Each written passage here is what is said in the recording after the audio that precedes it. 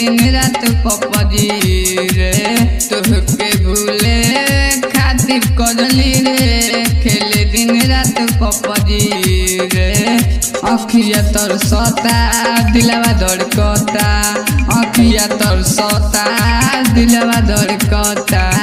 निक नहीं लागे खाना रे तोहके भूले खातिर कजली रे खेले दिन रात पपजी रे तोहके भूले खातिर कजली रे खेले दिन रात पपजी रे अखिया तोर सता दिलवा धड़कता अखिया तोर सता दिलवा धड़कता निक नहीं लागे खाना रे तोहके भूले खातिर कजली रे खेले दिन रात पपजी रे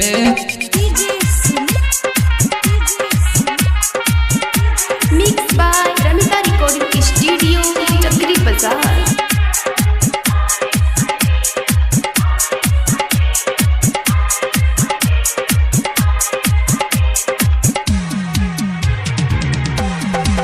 दिन भरावा घरवा छोड़ी रही बहरा रे बहरा रे बहरा रे दिन भरावा घरवा छोड़ी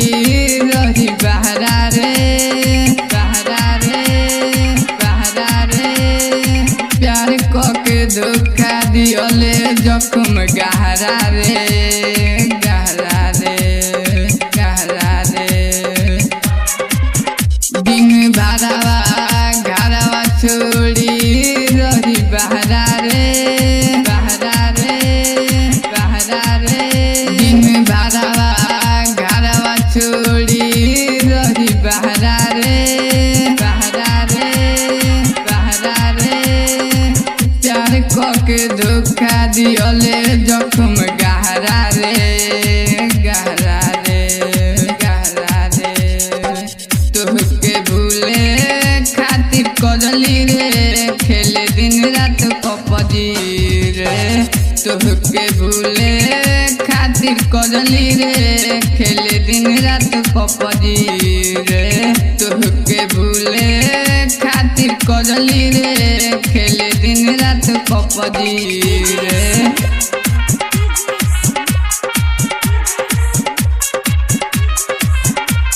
mix by Ramita recording studio Chakri बाजार।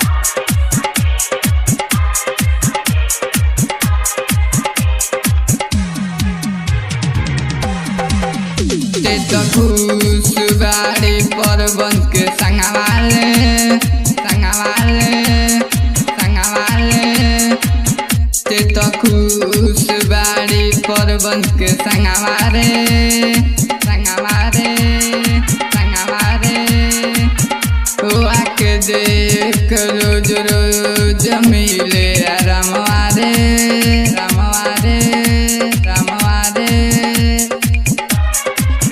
कहे आकाश माफ न करिए तो के रब जी रे रब जी रे